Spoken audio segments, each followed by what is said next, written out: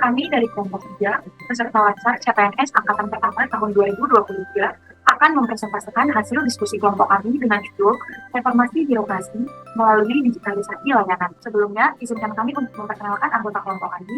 Kami beranggotakan Siti Marwah dengan NDH 07, Irfan Perdana dengan NDH 16, Laura Esther dengan NDH 17, Rafael Yaskiel dengan NDH 26, dan Stefani Uli dengan NDH 35. Masuk ke bagian pertama, yaitu pendahuluan.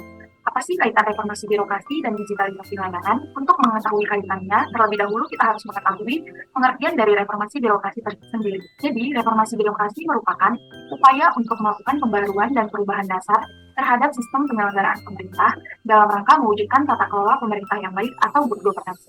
Atau dapat dijabarkan lebih rinci, reformasi birokrasi merupakan salah satu upaya pemerintah untuk mencapai good governance dan melakukan pembaruan dan perubahan dasar terhadap sistem penyelenggaraan pemerintahan, terutama menyangkut aspek-aspek kelembagaan atau organisasi, ketata laksanaan, dan sumber daya manusia aparatur. Melalui reformasi birokrasi, dilakukan penataan terhadap sistem penyelenggaraan pemerintahan yang efektif dan efisien. Reformasi birokrasi juga menjadi tulang punggung dalam perubahan kehidupan berbangsa dan bernegara. Adapun tujuan dari reformasi birokrasi itu adalah untuk terwujudnya tata kelola pemerintah yang baik dengan ASN yang berintegritas tinggi, produktif, dan memberikan pelayanan secara prima dalam rangka meningkatkan kepercayaan publik. Selanjutnya, digitalisasi layanan. Digitalisasi layanan merupakan sebuah transformasi pada layanan pemerintah kepada masyarakat dengan menggunakan media digital seperti website dan media sosial. Adapun tujuan dari digitalisasi layanan yaitu untuk memberikan pelayanan publik yang efektif dan efisien, serta memastikan pelayanan yang transparan. Jadi, digitalisasi layanan itu merupakan salah satu cara untuk mewujudkan reformasi birokrasi. Adapun hubungan atau kaitan antara reformasi birokrasi dan digitalisasi layanan yaitu yang pertama, digitalisasi itu harus berdampak. Maksudnya, karena digitalisasi itu bukan tujuan, melainkan menjadi sarana untuk mempercepat pencapaian tujuan dari birokrasi sendiri. Yang kedua, penerapan digitalisasi menjadi salah satu cara untuk melahirkan birokrasi yang lincah dan cepat. Artinya, penerapan digitalisasi dirasa mampu menjadi salah satu cara untuk melahirkan birokrasi yang lincah dan cepat. Karena semua kebutuhan sudah terintegrasi dalam satu genggaman. Yang ketiga, akselerasi digitalisasi dapat membawa transformasi reformasi birokrasi di tahun 2025 menjadi dynamic governance. Pengertian dari dynamic governance sendiri ialah aktivitas pemerintah dalam proses penyelenggaraan kebijakan publik dengan menyesuaikan pada hasil analisis perkembangan internal dan eksternal di lingkungan institusi. Jadi, birokrasi ini semakin efektif dan efisien dengan ciri agil dan adaptif sehingga setara dengan birokrasi berkelas dunia. Sebelumnya itu, transformasi reformasi birokrasi pada tahun 2013 itu adalah rule-based bureaucracy, di mana birokrasi cenderung kaku dan berorientasi pada aturan. Kemudian pada tahun 2018 bertransformasi menjadi performance-based bureaucracy, di mana birokrasi tersebut berorientasi pada hasil, manajemen kinerja, diterapkan dan didukung dengan sistem pemerintahan berbasis elektronik atau SPDE. Hubungan yang terakhir yaitu percepatan digitalisasi dianggap masuk ke dalam fokus reformasi birokrasi tematik, yaitu reformasi birokrasi digitalisasi administrasi pemerintahan, di mana dapat terciptanya birokrasi yang tangkas dan pelayanan publik berbasis digital untuk memudahkan rakyat berbasis struktural digital, budaya digital, dan kompetensi digital pada birokrasi. Ya, selanjutnya, kenapa sih digitalisasi layanan itu penting? Apa alasannya? Pada intinya, tadi sudah dijelaskan oleh Stefani, yaitu adalah menciptakan efisien dan efektivitas pada pelayanan publik. Nah, tetapi apa itu yang dimaksud efektivitas dan efisien pada pelayanan publik? Contohnya yaitu adalah menghemat waktu pelayanan. Dengan adanya digitalisasi layanan, maka meningkatkan efektivitas waktu pelayanan. Seperti registrasi online membuat waktu pelayanan jadi lebih singkat.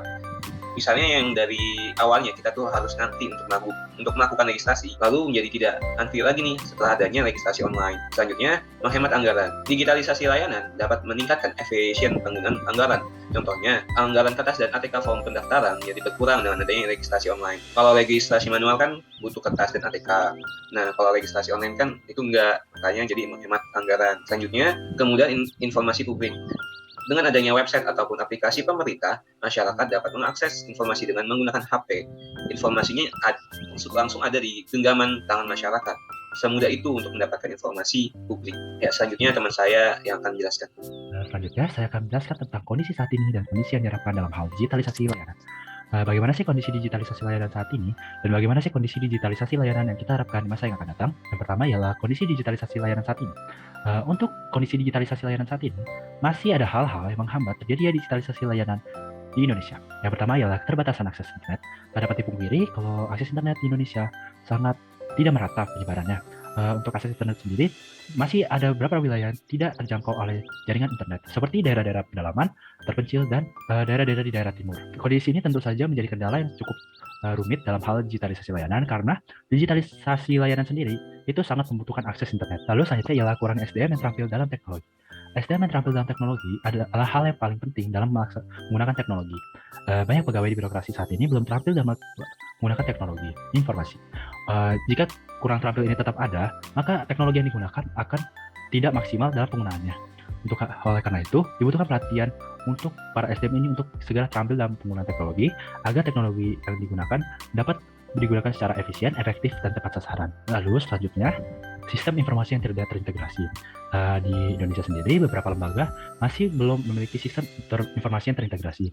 Sistem informasi yang terintegrasi sendiri itu hal yang cukup penting, karena dengan sistem informasi yang tidak terintegrasi, dalam sistem informasi satu dengan yang satunya bisa terdapat data yang berbeda. Dengan tidak terintegrasi, banyak resiko-resiko perbedaan yang dapat terjadi. Oleh karena itu, penting sekali untuk mengintegrasi sistem satu dengan yang lain. Lalu, yang selanjutnya dan yang terakhir untuk kondisi saat ini ialah sistem informasi yang masih dalam tahap pengembangan. Pemerintah Indonesia sendiri telah melakukan pengembangan sistem informasi di beberapa sektor, seperti sistem informasi kependudukan, sistem informasi perpajakan, dan sistem informasi keuangan. Namun, tidak dapat dipungkiri kalau sistem informasi ini belum cukup untuk mencakup seluruh Indonesia. Dan sistem informasi lainnya dari lembaga-lembaga belum terintegrasi dengan baik dengan sistem yang ada di Indonesia. Oleh karena itu, pengembangan ini harus tetap terus dilanjutkan agar dapat mengintegrasi seluruh sistem yang ada di Indonesia. Selanjutnya akan dilanjutkan oleh teman saya. Baik, di sini saya akan menjelaskan kondisi yang diharapkan. Untuk memastikan digitalisasi layanan semakin lebih baik, ada beberapa hal yang diharapkan dapat dilakukan di Indonesia. Di antaranya, yang pertama, dilakukannya peningkatan infrastruktur IT. Pemerintah Indonesia diharapkan terus meningkatkan infrastruktur IT di seluruh Indonesia, termasuk memperluas jangkauan jaringan internet dan memperkuat keamanan sistem informasi publik. Karena adanya peningkatan infrastruktur IT ini bisa memudahkan untuk memperluas akses seperti contohnya akses internet tadi, yang sangat penting sekali bagi masyarakat yang tinggal di Indonesia, terutama di pedalaman. Yang kedua, yaitu adanya peningkatan ketersediaan layanan digital. Pemerintah diharapkan dapat meningkatkan ketersediaan layanan digital yang terintegrasi dan mudah diakses oleh masyarakat. Layanan digital harus mudah digunakan, responsif, dan aman. Digitalisasi layanan di sektor publik dapat memberikan kemudahan akses layanan bagi masyarakat. Masyarakat dapat mengakses layanan pemerintah dengan mudah dan cepat melalui internet, tanpa harus datang ke kantor pelayanan. Dan yang ketiga, adanya peningkatan kualitas layanan. Peningkatan digitalisasi layanan harus berdampak positif terhadap kualitas pelayanan publik.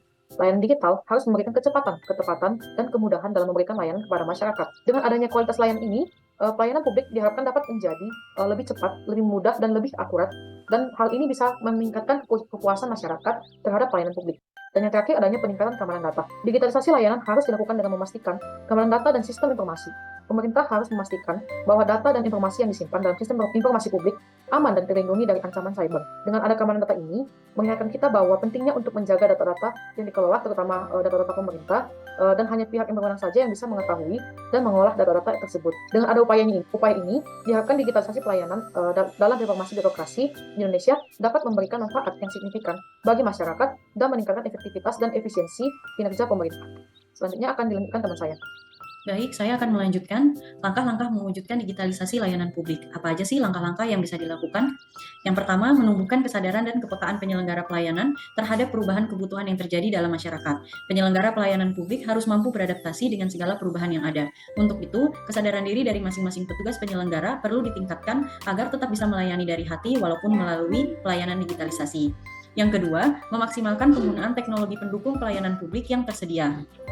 Hal ini akan mendorong terciptanya pelayanan publik yang efektif, efisien, cepat, dan responsif, sehingga masyarakat akan merasa dimudahkan dan nyaman dalam penggunaannya. Yang ketiga, meningkatkan kapasitas penyelenggara pelayanan dengan kemampuan dan mendukung terlaksananya transformasi digital tersebut, misalnya dengan pembelajaran dan pelatihan-pelatihan yang diikuti oleh seluruh anggota penyelenggara. Hal ini akan sangat membantu penyelenggara dalam beradaptasi dengan perubahan. Yang keempat, melakukan kolaborasi dan kerjasama lintas instansi, baik dalam hal pemanfaatan data maupun dalam hal penyampaian layanan, sehingga digitalisasi layanan publik dapat berjalan dengan maksimal. Yang kelima, pengenalan dan penyuluhan kepada masyarakat mengenai layanan digitalisasi tersebut. Hal terpenting dari mewujudkan digitalisasi layanan adalah penerima layanan harus mengenal dan memahami terlebih dahulu bentuk dari layanan yang akan diselenggarakan, sehingga akan memudahkan mereka saat penggunaan. Yang keenam, evaluasi secara berkala efektivitas penggunaan layanan digitalisasi publik, misalnya dengan menambahkan kolom kepuasan pelanggan. Dengan mengetahui keluhan dari penerima layanan, penyelenggara bisa mengetahui kebutuhan penerima layanan atau publik selanjutnya. Yang ketujuh, terus melakukan perbaikan hingga tercapai digitalisasi pelayanan yang prima. Sekian presentasi dari kelompok 3A, terima kasih.